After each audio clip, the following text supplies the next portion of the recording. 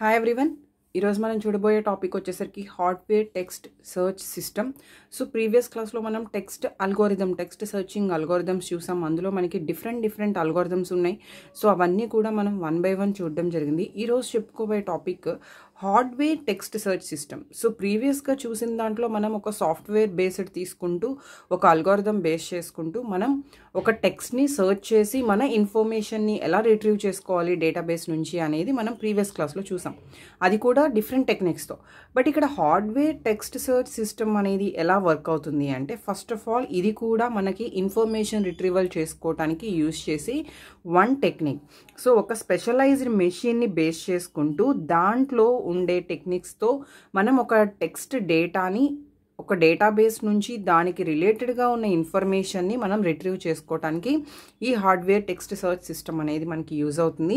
So ఇక్కడ ఒక చిన్న డయాగ్రామ్ మెన్షన్ చేశాను. సో ఈ డయాగ్రామ్తోనే మనం ఎక్స్ప్లెనేషన్ అంతా కూడా ఇవ్వాల్సి ఉంటుంది. సో ఇదే the main concept. So first ఇక్కడ టర్మ్స్ ఉన్నాయి చూడండి. ఇది డేటాబేస్ అంటే జస్ట్ మనకి నార్మల్గా డేటాబేస్లో కలెక్షన్ ఆఫ్ డేటా ఎలా అయితే స్టోర్ చేస్తామో సేమ్ అలానే ఇక్కడ కూడా database is nothing but a collection of database. So ఇక్కడ user interface, term detector, query resolver, ఇక్కడ ఈ 3 టర్మ్స్ ఉన్నాయి. ఈ 3 టర్మ్స్లో ఈ term detector and query resolver combination కలిపి మనం హార్డ్వేర్ టెక్స్ట్ సర్చ్ యూనిట్ అని చెప్పి కాల్ చేస్తాం. And user interface. So user interface is nothing but first మనం ఒక వర్డ్ అనేది యూజర్ ఫైండ్ అవుట్ చేద్దాం అనుకుంటున్నాడు డేటాబేస్లో. సో డేటాబేస్ నుంచి ఇన్ఫర్మేషన్ ఫైండ్ అవుట్ చేయాలి అని యూజర్ ఒక పర్టికులర్ టర్మ్ని సెలెక్ట్ చేసినప్పుడు that user interface is interacted with the database. So ఈ డేటాబేస్తో ఇంటరాక్ట్ అయ్యే బిఫోర్గా మనకి ఇక్కడ ఏమవుతుంది, యూజర్ ఇంటర్ఫేస్ నుంచి క్వరీ రిజాల్వర్ ఒక క్వరీని రిసీవ్ చేసుకుంటుంది. సో యూజర్ పాస్ చేసిన క్వరీని రిసీవ్ చేసుకున్న తర్వాత ఆ క్వరీని రిజాల్వ్ చేస్తుంది. అందులో టోటల్ ఎన్ని టర్మ్స్ ఉన్నాయి, each and every term meanings, each and every టర్మ్ని మనం ఎలా ఫైండ్ అవుట్ చేయాలి. అగైన్ అందులో మనం ప్రీవియస్గా చూసిన టెక్నిక్స్ లాగా ఈచ్ అండ్ ఎవ్రీ టర్మ్కి ఏవైతే మ్యాచింగ్స్ ఉన్నాయి ఇవన్నీ కూడా ఈ క్వరీ రిజాల్వర్ దాన్ని మనం సెపరేట్ చేసుకుంటూ రిజాల్వర్ చేస్తుంది. సో దెన్ టర్మ్ డిటెక్టర్ ద్వారా దాన్ని డిటెక్ట్ చేసుకుంటూ మనం డేటాబేస్ నుంచి టర్మ్స్ని డిటెక్ట్ చేస్తాం. సో వన్స్ టర్మ్స్ డిటెక్ట్ అయిన తర్వాత ఇన్ ఎనీ కేస్ మనం యూజర్తో కూడా కాంటాక్ట్ అవ్వచ్చు with term detector, query resolver, again user interface, are user interface to query resolver to term detector. So ఇలా మనకి ప్రాసెస్ చేయడానికి కూడా ఇది యూజ్ అవుతుంది. సో ఇక్కడ first machine to perform the searches and pass the result to the main computer. So first ఏదైతే మనం అక్కడ పెర్ఫార్మ్ చేయడానికి మెషిన్ తీసుకున్నామో అది సర్చింగ్ అనేది పెర్ఫార్మ్ చేసిన తర్వాత దాని యొక్క రిజల్ట్ని మెయిన్ కంప్యూటర్కి పాస్ చేస్తుంది. బట్ పాస్ చేసేటప్పుడు డెఫినెట్గా అక్కడ ఏం చేస్తుంది అంటే యూజర్ ఇంటర్ఫేస్ని సపోర్టెడ్గా తీసుకుని అక్కడ ఇంకా డేటాని రిట్రీవ్ చేయడానికి ఏ హిట్స్ అక్కడ మెసేజెస్ని ఒక పాయింట్ టిప్స్ కింద మనం యూజ్ చేయడానికి కూడా ఆ యూజర్ ఇంటర్ఫేస్తో మనకి హెల్ప్ అనేది తీసుకోవడానికి అక్కడ మెషిన్ అనేది రెడీగా ఉంటుంది. సో ఇక్కడ హార్డ్వేర్ టెక్స్ట్ స్ట్రింగ్లో మనం డిఫరెంట్ థింగ్స్ చెప్పుకున్నాం. So first of all hardware text string search unit was the rapid search.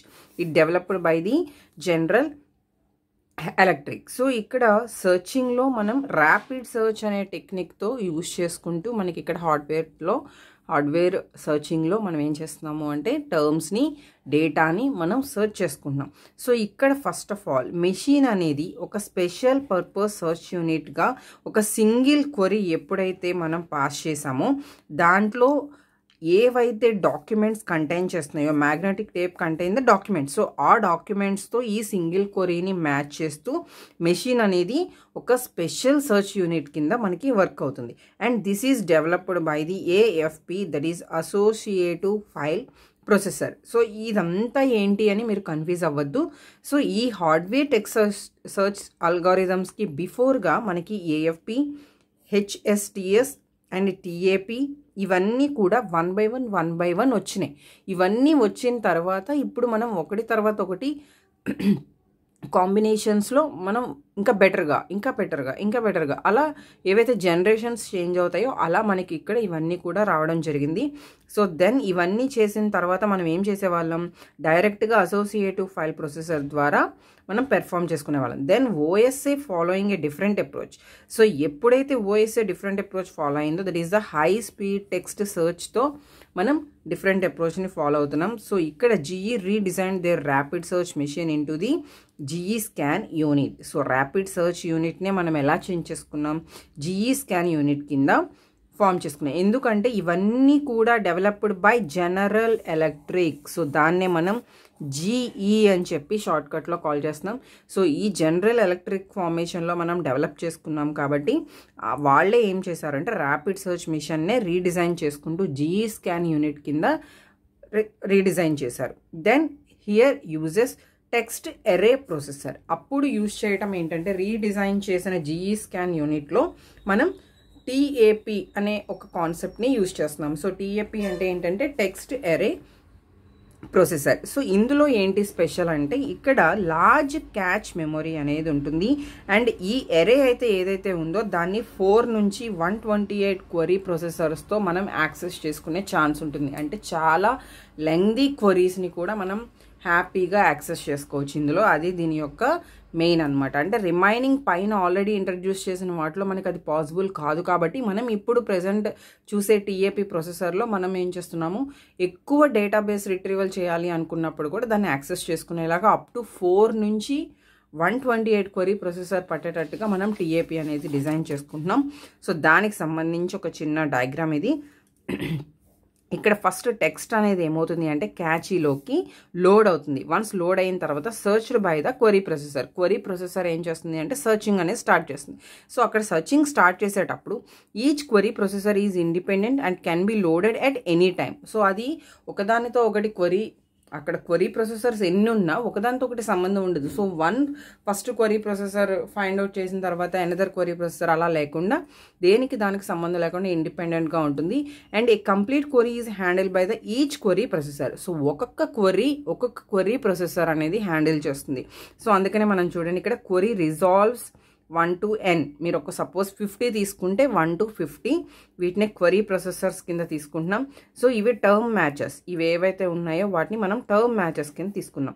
మనకి ఇక్కడ ఆల్రెడీ ఏం చెప్పాం, TAP means text array processor. So ఇవి 4 నుంచి 128 క్వరీ ప్రొసెసర్స్ని తీసుకోవచ్చు. సో క్వరీ ప్రొసెసర్స్ మనకి 4 to 128 ఛాన్స్ ఉంది. సో నేను ఎన్ని నెంబర్ ఆఫ్ క్వరీస్ నాకు కావాల్సిన డేటాను బట్టి నేను తీసుకుంటున్నానో దాన్ని ఈచ్ అండ్ ఎవ్రీ ఎరే కింద మనం టర్మ్ మ్యాచెస్ కింద క్రియేట్ చేసుకుంటూ వెళ్తున్నాం.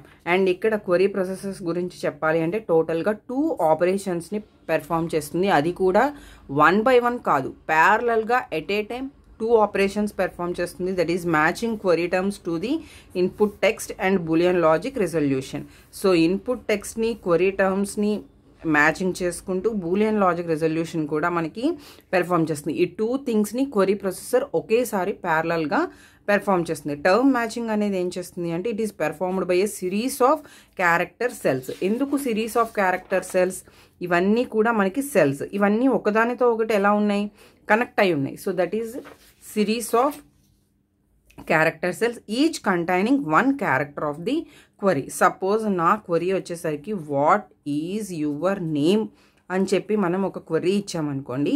సో ఇక్కడ ఫస్ట్ బాక్స్లో W, H, A, T, next I, S, next Y, O, U, R ఇలా మనకి ఇచ్చిన క్వరీలో ఉన్న ఈచ్ అండ్ ఎవ్రీ క్యారెక్టర్ అక్కడ ఒక బాక్స్ కింద ఎలా అయితే సెల్ ఉందో ఆ సెల్ కింద కంటైన్ చేసుకుంటూ ఒక క్వరీ అనేది ఫామ్ అవుతుంది. అందులో మనకి టర్మ్ మ్యాచింగ్ అనేది ఇక్కడ ఏవైతే ఉందో టర్మ్ మ్యాచర్స్ ఏవైతే ఉన్నాయో అవి మనకి క్వరీ ప్రాసెసర్ ద్వారా ప్రాసెస్ చేసుకుంటూ ఫైనల్గా మనకి క్వరీకి రిజల్ట్ అనేది ఫామ్ చేస్తుంది. సో ఇది హార్డ్వేర్ టెక్స్ట్ సర్చ్ సిస్టమ్కి సంబంధించిన just introduction and basics. So ఇంకా ఇందులో డెప్త్గా మనం ముందుకెళ్తే కొన్ని కాన్సెప్ట్స్ ఉన్నాయి, అవన్నీ మనం కమింగ్ క్లాసెస్లో చూద్దాం. Thank you.